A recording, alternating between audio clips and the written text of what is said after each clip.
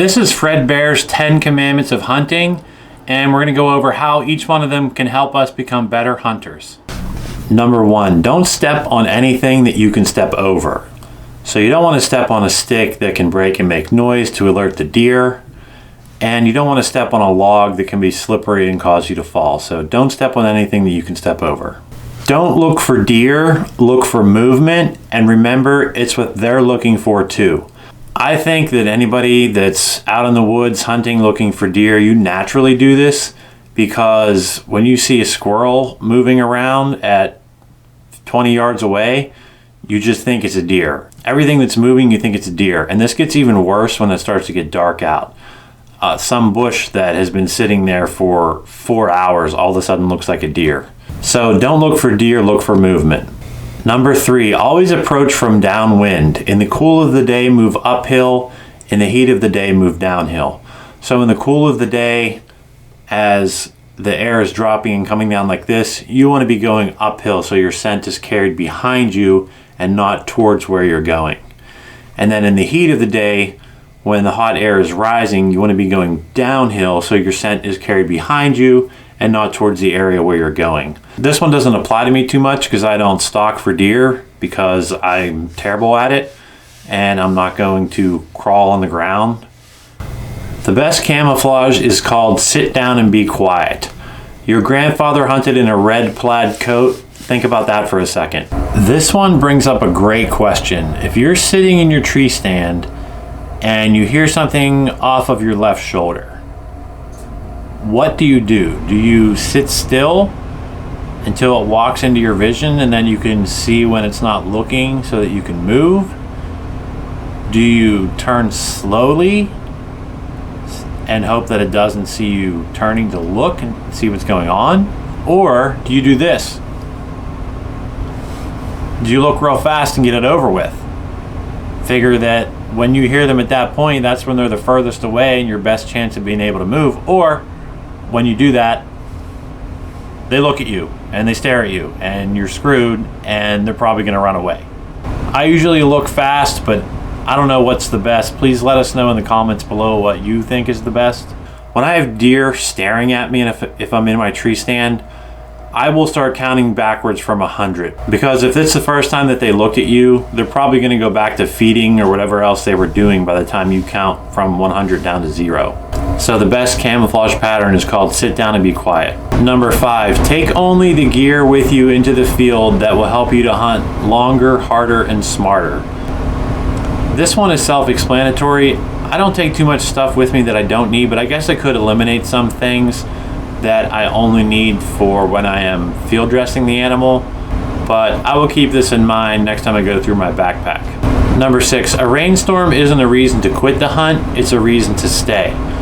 The first thing that I think of is if you stay, most hunters are not going to stay. So they're going to be moving around in the woods, spooking deer, and they might scare one past you. It's also a great time to stay out for turkey hunting.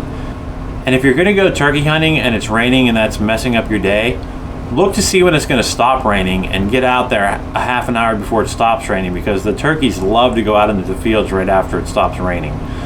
Deer movement, I don't think it's the same with deer, but you do whatever you think is best. Number 7, camouflage your appearance, your sound, and your scent.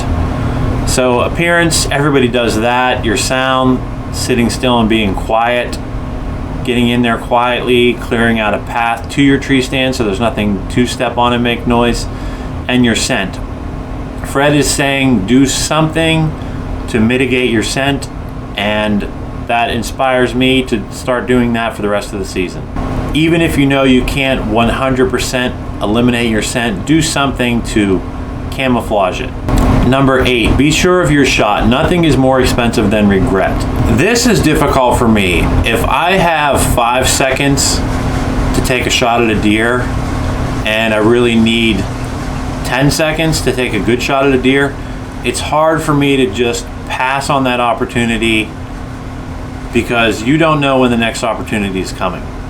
That is something that I need to work on. If you rush your shot and you take a bad shot, the worst part about that is what you're putting that animal through.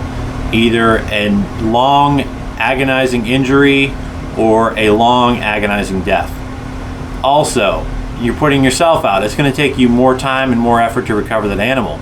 And you're putting out your friends and family. They'll do anything to help you, and you do anything to help them, but you shouldn't be putting yourself and them and the animal in that position in the first place. So do what you need to before the hunt to help yourself not rush the shot. So maybe you could talk to your hunting partners and tell them what your plan is and how you don't want to rush it. That way you're thinking about it beforehand, and that might help you in the heat of the moment. Number 9, hunt where the deer actually are, not where you'd imagine them to be. So they might be in the brush by the houses and the cars and the roads instead of back in the deep woods. And this can really mess up your hunting season. You can hunt a spot that just looks perfect for deer and not see a single thing. And then one day you decide to hunt just off the edge of your backyard where there's other houses, there's bird feeders, there's people, there's noises, lawnmowers, and you might see a ton of deer that day. The deer are tricky. Number 10, next season's hunt begins the minute this season's hunt ends. The biggest thing for me with this one is from the end of one deer hunting season to the beginning of the next season, however many months that is, it's that much time that you're out of practice at shooting at an animal. And that's not fair to the first animal that you shoot at. And I have this problem a lot, say hunting with my dad, because the first deer that he's going to shoot at, we don't have our system worked out. And it's really not fair to the deer. So it's a good idea at least once a month outside of hunting season, walk through a hunting scenario. Put on your hunting clothes, go to the spot where you hunt, put out some targets, imagine different ways that deer might come in, hang your crossbow up, pick it up, aim it, see what noises your tree stand's gonna make. Is your rail gonna click when you put weight on it? Sit in your hunting spots with your hunting buddies, put targets out, figure out who's gonna run the rangefinder, how you're gonna hold the camera, how you're gonna let each other know when you're ready to take the shot. So work out these bugs in the off season instead of trying to work them out in the heat of the moment when there's an animal in front of you that you want to shoot.